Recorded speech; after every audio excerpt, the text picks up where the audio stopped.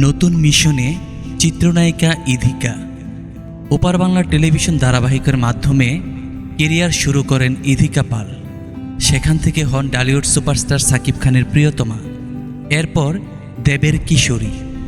এবার নতুন মিশনে এই অভিনেত্রী। দেবের প্রযোজনা সংস্থার পরবর্তী ছবি রঘু ডাকাতে সুযোগ পেয়েছেন তিনি।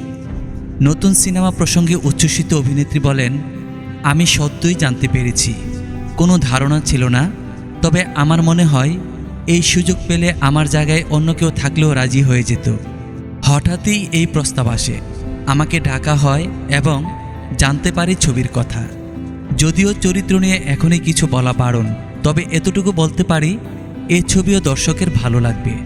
তিনি আরও বলেন, আমি খুশি, এটাও দেবদার ড্রিম প্রজেক্ট। সেই ছবিতে আমাকে ভেবেছে এবং আবার আমাকে বিশ্বাস করেছে, তাই খুশি তো বটেই, দায়িত্ব তো রয়েছে। আর একটা সুযোগ যখন পেয়েছি সেটাও খুব ভালো করে করতে হবে। খাদান ছবির সাফল্য নিয়ে উচ্ছ্বসিত ইধিকা। তিনি বলেন, আগে বাংলাদেশে আমার নাম প্রিয়তমা হয়ে গিয়েছিল, এখন আমার নামটা বদলে গিয়েছে। এখন যেখানেই যাচ্ছি সবাই কিশোরী বলে ডাকছেন।